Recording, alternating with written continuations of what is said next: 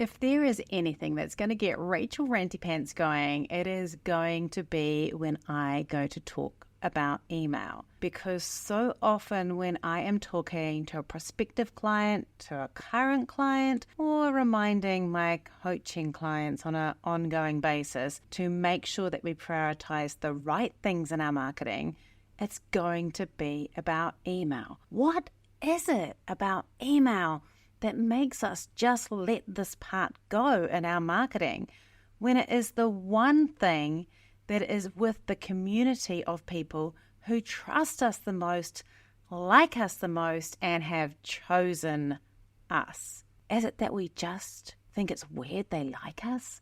In this episode, I'm going to help you turn around your mindset around email marketing. And I'm also going to talk to you about the posts that you could do or the emails you could do to help re-engage your audience without being overly salesy. Let's break ourselves out of this idea that emails are all about noise in our inbox and stuff people don't want to hear. My name is Rachel Klaver and I'm a content marketing coach, and I am here on Confident Content, your podcast to help you become more confident in your content marketing and show you how. This is a podcast that is all about your needs, and today it's all about marketing. So if you have a mindset block about marketing, I want you to keep listening. I don't want you to turn off and go, I'm not going to listen to this one because I'm going to feel uncomfortable. Let's sit in our uncomfortable feelings and turn this around. I promise you, it's going to help your business. And if there's one thing that I want to do is help your business and help your business grow. So let's get started. Let's talk a little bit about mindset around marketing. One of the things I'll often say to people is that you don't have to personally love email to send emails. Now, my husband, Rod, who works with me in my business, he is an email marketing whiz. He's a marketing automation whiz. You don't put him near the content. I'm the content person. But you do put him around all the email marketing automation, the strategy side, all that side. He's a CRM and marketing automation amazeballs person. That's what he does as part of our business. And I apologize for the use of amazeballs. Sometimes things just get away with me.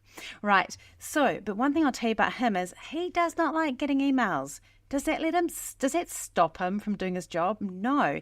And when he says he doesn't like getting his emails, if he gets one from one of his golf things or one of his fishing things, he's opening those babies up. Most people who tell me they hate email, I can find at least one email that they open almost religiously every week, every day, at least once a week out of all the emails they're getting, and they love it. We don't like email because we say we have too many of them and we get overwhelmed, and we have this fear that we are just going to add to the noise on the internet if we just put some more out there. So let's just talk about this a little bit. The first thing is, why do you decide for yourself that your content is going to be so absolutely crappy that your content is going to be adding to the noise? Why don't you back yourself a bit? Why don't you trust that people who signed up to your content might actually want to hear from you? Wouldn't you like to start assuming that people who've worked with you in the past might want to hear from you? People who have seen you or downloaded something might want to hear from you. People who've engaged with you on the internet somewhere may want to hear from you. People who've been to your website and filled out that little, I have a newsletter, even though I'm never going to email you, but I'm going to ask you to sign up to my newsletter, little form, may actually want to hear from you. I know. It's kind of crazy, right? But this is the thing. They want to hear from you, and if they don't want to hear from you, they can do something that you can also do to any email in your inbox. You can unsubscribe from it, and so can they. Wow. It's kind of crazy. I feel like part of the problem is, I wrote a book on dating once, and one of the things that I was really fascinated about was this whole option that you could have. So you could look for serious relationships and stuff like that.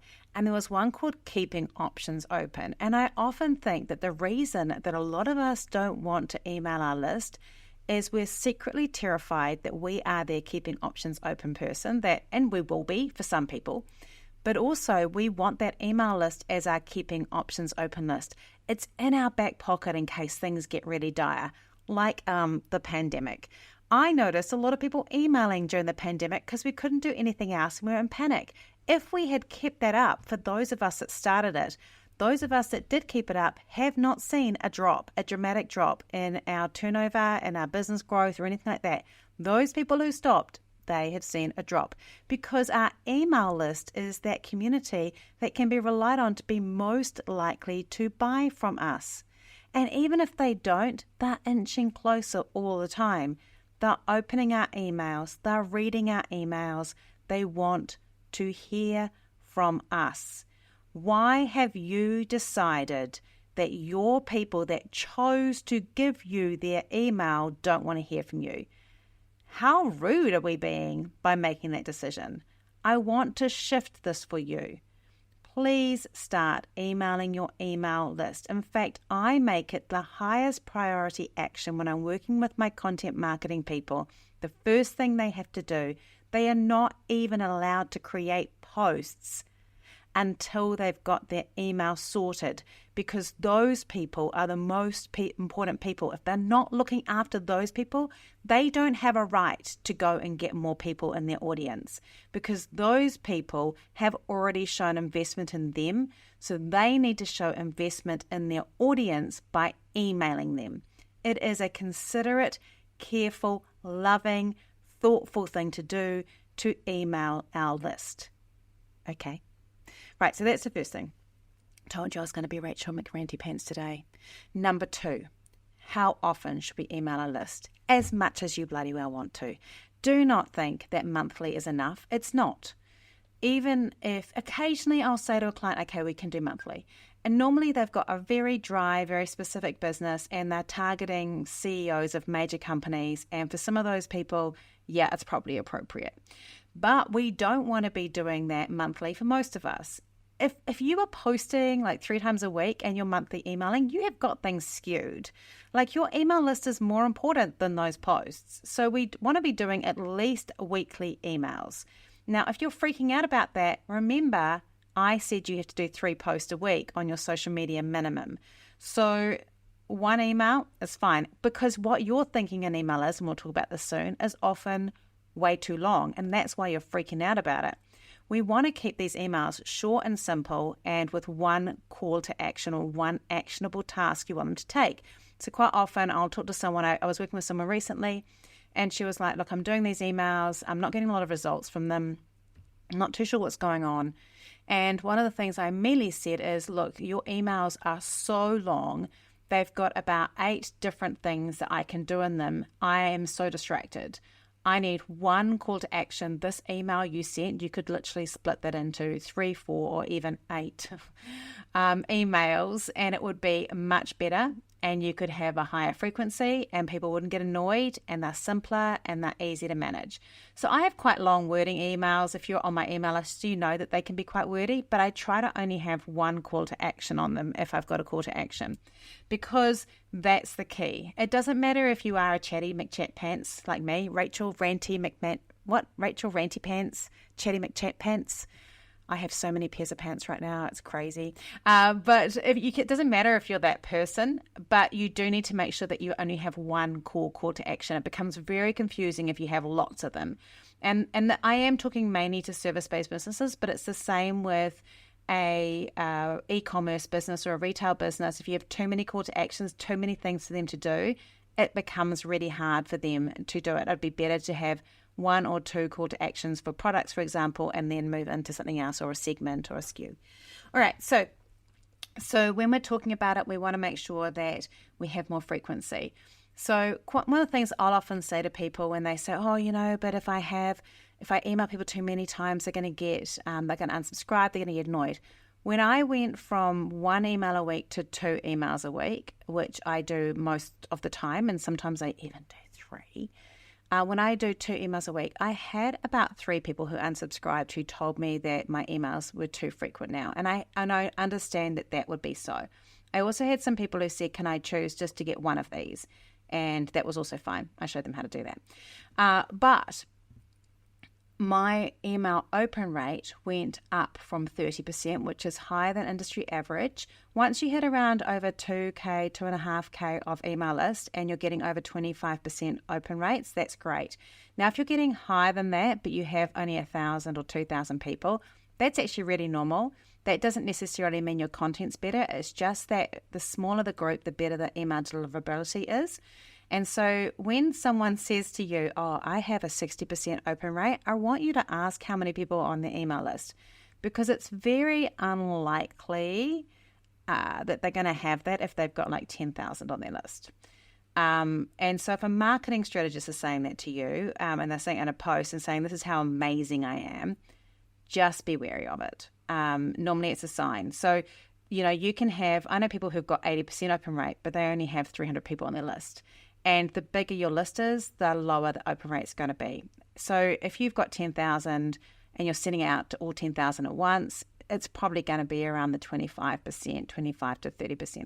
But what I wanted to say was, since I increased my email list, my email frequency to twice a week, my open rate has gone up from sort of like high 25s, like around the 28, 30% to an average of 38 to 40%. I'm getting a higher open rate doing twice a week than I was with once a week. The content has improved, so that's part of it. But I want to tell you that because people often think if I email more, I'm going to do a bad job. You're not. Now, we're going to have other podcasts in the future about segmentation and how to segment, and I can go you through with you how I segment. I do have 3 core segments that I send out every week. Plus I have lots of other emails that go out in automation all the time that are going out to very small audiences. And segmentation is a really cool part of increasing your open rate, increasing engagement, really talking to people. It's part of marketing automation. I'm not talking about that today. I'm just talking about newsletters, or just your weekly, generic thing that you're sending out, or fortnightly if you have to. I'm not a fan of the fortnightly. The reason I'm not a fan of fortnightly is that if you look at that 30%, 25 to 30%, that isn't the same 25 to 30% every time. There will be a portion that is the same every time. So there might be like 15 to 20% that are diehard fans that are going to read everything, but just literally how it goes. People don't always read every single email. And often I'll find someone might read an email, really like it, and then you can see in the automation platform that they then go back and read like 10 at once at the back. Like, oh, I'm just going to read this one. Oh, I really enjoyed that. I'm going to read this one. So they're not always reading them at the same time. And so those open rates may even change across the time as well. But what we want to see is that over a month, for example, almost everyone has opened one email. So if you're doing one a week and it's a 25% open rate, you're more likely to get that high level of people opening one per month. If you're doing it fortnightly, that's 2 months that they're doing that. And that could cost you sales, that can cost you engagement, that can cost you building a community time. So I'm a big advocate of the once a week. I think people that proclaim once a fortnight or once a month don't understand the importance of email in the customer journey. I think that they see it as more of a newsletter and a kind of like a push out as opposed to a community-based thing. I am truly a big believer in that our community on our emails is the place. Emails is where we build community. Emails, a little bit of stories. There's a few other bits and places that we can do that, but email is the key to building a really robust community. And we want these people to be activated, getting used to emailing us, relaxed about emailing us, wanting to have conversations with us. I get so many responses every week from my emails, and they are not all sales calls. They are, there's a small amount of sales. Sometimes the sales pop out not from that email, but maybe a few days later. But they are active people. I absolutely, if you're on my email list, I need to tell you, one, I adore writing emails for you every week. I do write them in batches, so I do write sometimes 3 or 4 at a time. Yesterday I wrote an email for next week, and today I wrote an email for the following week. So I do often write emails in advance because when I'm really passionate about a topic, the first thing I do is I go and write an email to you. I then might post about it, or I post a glimmer of that, but you get my best work because you deserve my best work because you're on my email list. And sometimes I will hold back saying something publicly or in a social media context because you deserve my best work. Because you love me enough to be on my email list. And I'm so thankful for you. I'm also really thankful for those of you that email me back. I got an email today that was really beautiful from someone who'd been to one of my courses and said that she has just grown so much by using my free content. And people always apologize for that, but that is what the content is for. If you're listening to this podcast and this is changing your life and changing your business and it helps you grow, why would I feel bad about that? You don't have to give me money for me to feel good. I'm excited if you grow. So it's so powerful for me. It is such an important part of my life in terms of my marketing, my business, that email side. I want you to be able to grow back. I want you to be able to talk back. And I really love it. I really see that we need to really respect the commitment that someone has when they give us an email. I used to always say, for a start, if someone hasn't paid you with an email, what makes you think they'll ever pay you with money? And there is an element of truth there. But there's also the reminder that an email is not a contract. Just because someone has emailed you doesn't mean that they're necessarily going to pay you at any point. And so there's this whole thing around building a relationship and allowing them to come to us in our little sticky web, to come to us when it's right, but also realizing that some people may just always be there to listen. And there'll be all sorts of people there. I have competitors. I have other people in my industry.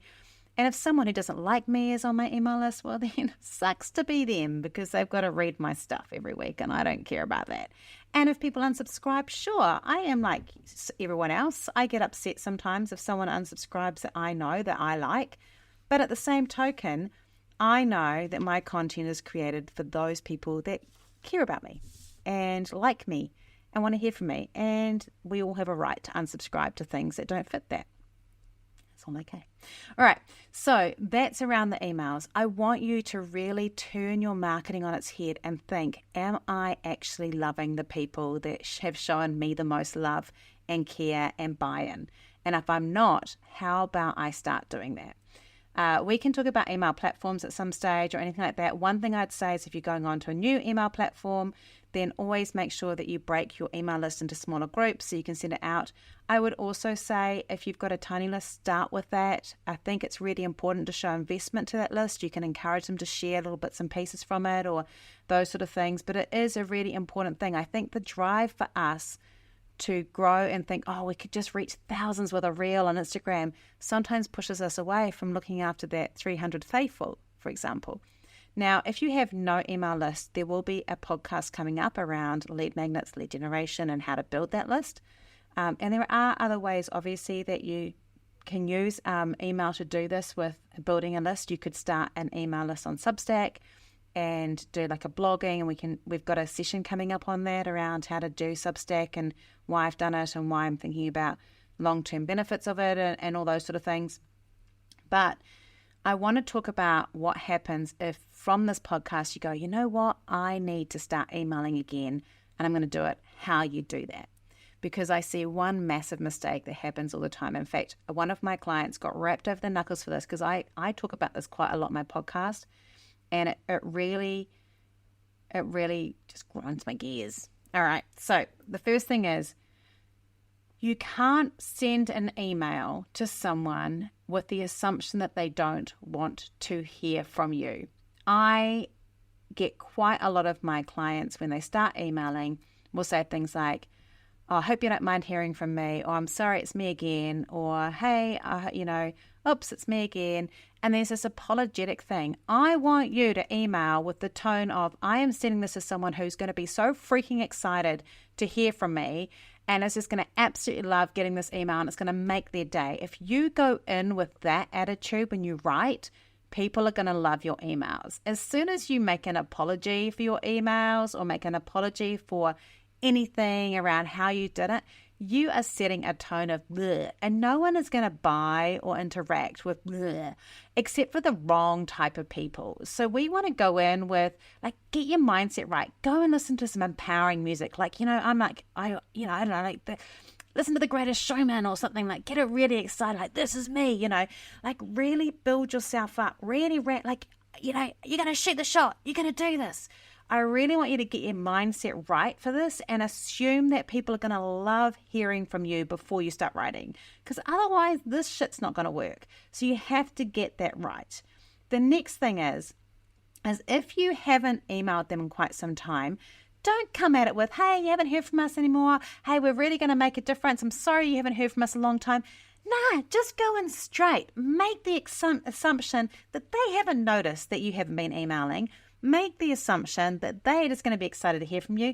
Don't tell them you've got a game plan to email them, because you know what? I've had so many of those emails, and then I don't get another email. I don't get one. So we want more. We don't want to have that. Just go in and just be ballsy, like nothing has ever happened. There's never been a break, and you're just going to start emailing. So that's the first thing. The second thing is we have to change our way around seeing what a newsletter is. So first, a few things. Do not send out a newsletter and have it with a link to your blog. Blech. The blogs are not there for your email list. They already know about you. Your blogs are there for SEO and for people who don't know you anymore. Don't know you yet. That is what they're for. They are not for your email list. They already know you, and they can get in contact with you anytime they want because they've already got your email address, so they don't need that. And it's such an old school way of doing your marketing. We don't want anyone to click off our email unless it's to get in touch with us, make a purchase, or get something that moves them closer towards making a purchase, and that blog ain't gonna do it. If there's cool shit in the blog, take an excerpt of that and use it over across a series of emails and pad it out with maybe some more information or in-depth stuff that they can't get. Why would they go to a blog when they've got you in an email? So none of that crappy stuff. The same goes with video content. If you want to share a video, and you could, be really careful about thinking about the fact that when they link off to that video, they've come off the page. They're not coming back. So if you put it in the middle of your newsletter, the minute they leave, they ain't coming back. So you can't put that there and then have a call to action further down. If you're going to link to a video that's got maybe some more intel, it's because you might have more visual learners or things like that, put it at the bottom of the email after the call to action, so it's like a little extra. So that's the second thing. Make sure, as I said before, one core call to action, and make about at least half, maybe even half, at least half of those non-salesy call to actions. Hit reply if you want to talk. Tell me some advice around this. Give me your ideas and feedback. Make some things that are not just salesy, so people are more likely to open your email. So I've got a bunch of different emails that you could do that could help with this. One of the things that you could do is, and it's really basic, just like a really awesome hack, a how-to or a hack that's really cool. Make it really valuable to them. That's not something that's easy to find on your socials, not a repeat, not something that you've had on your social media this week that you're going to send out to them. Should be fresh to them first and then regurgitated for social media. They get your best work.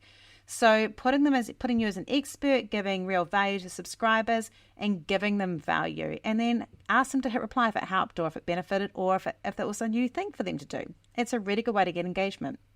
You could also do a bunch of like a question and answer thing where you offer a couple of question and answers, and then say that you've got a question and answer live session in your Facebook group, on LinkedIn Live, or even just have a bunch of questions they could ask that you're going to answer in a future email.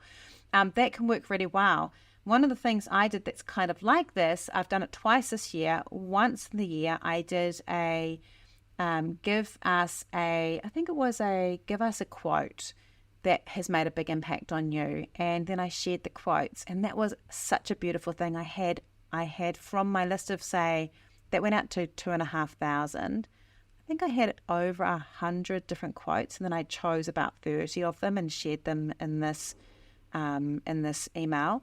And both of those emails had really good feedback and engagement, and it's a lovely way to share with your community. And then I recently did that again with a one good thing, because this year's been quite hard for lots of people, where I asked people to share one good thing that's happened this year. I filtered out all the ones that were salesy, and again came back and had like a bunch of like one good things that had happened. And it's just a nice way to build that community. You could find a way to adjust that for your business.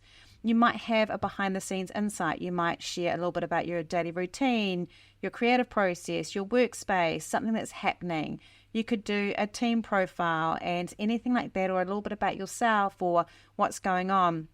And it helps your audience connect with you on a more personal level, and it helps them make you feel like you want them to be part of your whole business life. Don't just save that stuff for your social media. Put this in your emails. It's such a lovely way to do that. I shared about my holiday. Last week I shared about the intruder we had. So we had lots of different things like that. You might want to do an exclusive discount or a freebie. One of the things that I want to do, I've got taken some time off in a couple of weeks, a couple of days off to work on this, is I want to start offering my email list some downloadable freebies that they're not getting offered publicly. I want to test it actually. So I've got a couple that I want to maybe use as lead magnets, and I'm going to give them to this list first for them to kind of see what it's like. And it should be just like a nice extra. I'm also quite keen to start working on giving them content like this. So giving them like a portion of this podcast a little bit earlier and having that go out to people. And thinking about ways that I can add value that is like secret sauce stuff that you only get to have in the emails, which I think is a really lovely way to do it.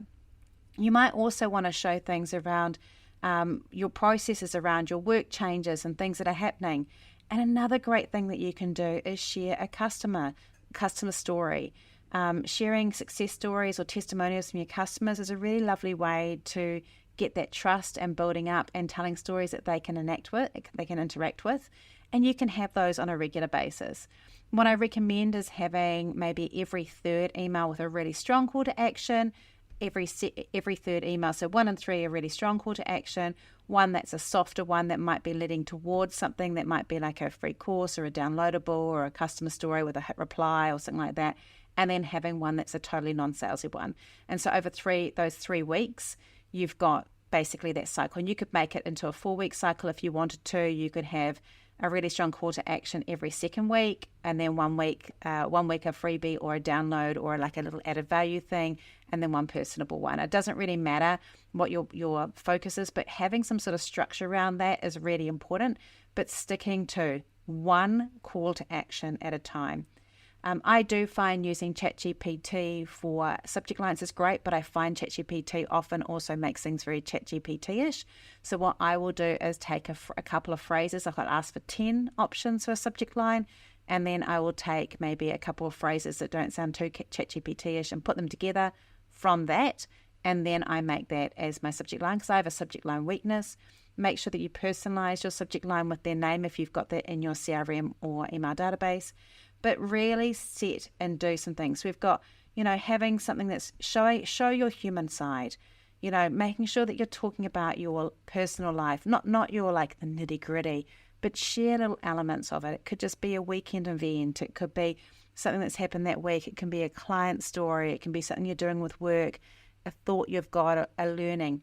Another thing that I think is great is, you could share books that you've read or a quote from an article. I've been listening to lots of podcasts at the moment, and I share little bits around that and thoughts and reflections.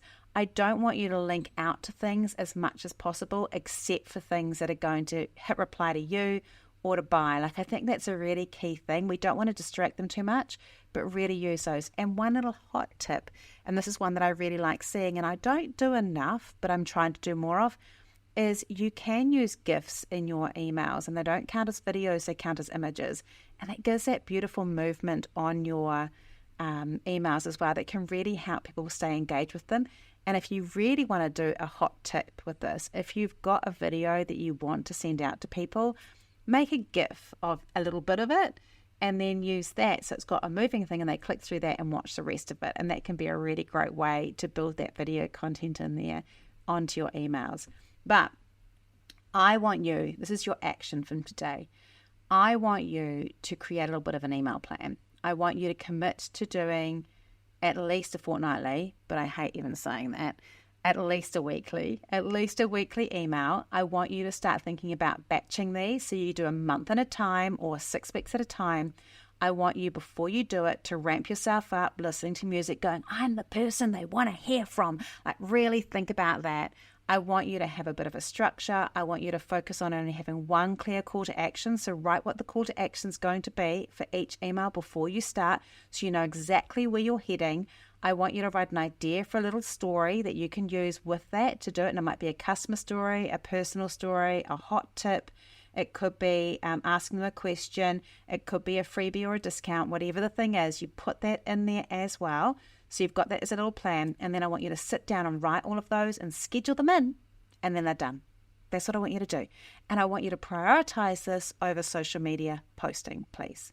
Because once we look after our community and you start to see that people want to hear from you, you are going to have a far safer, bigger, more resilient business.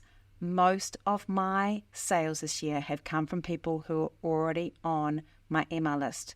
And I look after that email list because every single person, if you're listening, you're precious to me. So precious to me. Whether you ever buy from me or not, I am so honored to have you on my email list. And I want you to think about your email list the same way. I have people who are on my email list who I get emails from who I know listened to me say this in the past and have changed things. And they would stand by me and say, Rachel's 100% accurate on this. Okay? I promise you. Now, a couple of things. You can always join my email list. I have one on the confidentcontentpodcast.com. You can join that one. I haven't done anything with that list yet, but I will. I think there's about, I know I'm such a hypocrite. I think I've joined you onto my master list anyway, but there's about 40 people on that little list. So you can join up on that one, and then you get like knowledge around these. I'm just getting organized with this. So you'll get like a little email every week saying, hey, this is out. I'm going to come and listen. So there's that. The second thing is do become a part of my other community area, which is in the Map It Marketing Facebook group, and you can ask questions in there. I don't offer free one-to-one support, but I do offer support by answering any comments on my posts, but also in the Map It Marketing group. If you ask a question in there, I will answer it for you and help you. I don't offer free otherwise. That's something I teach, by the way, for coaches, is I don't do free sessions. I only do paid sessions. If someone wants to have a free session with me, it's because we're doing a check the fit and seeing if they're going to work with me. And I think those boundaries are very good and they work with me really well, but that's another topic. So you can do that. I also have, and I'll put a link to it in the show notes, I have a downloadable lead generation called the Marketing Fix, which is a whole bunch of 5 areas that you can work on. It's 38 pages, or I think it's 28 or 38 pages. I don't know. I'm not so good with numbers, but you can get that. And I just want you to start thinking about email. If you want to ask questions about what email platforms you should be on, we use ActiveCampaign. We are ActiveCampaign partners, so of course we would use it ourselves. We also use Zoho with some of our clients because we're also Zoho partners. And I often recommend, if you've got an email list under 1,000, that you use MailerLite. I'm personally not a MailChimp fan. I know, shocking. Deliverability is not great on it, but there are ways that you can improve deliverability, and those are the platforms we normally recommend. Right, I hope you have a great week, and I hope that you're enjoying this podcast. Let me know, please review it and share it with people that will help, and I'll talk to you next week.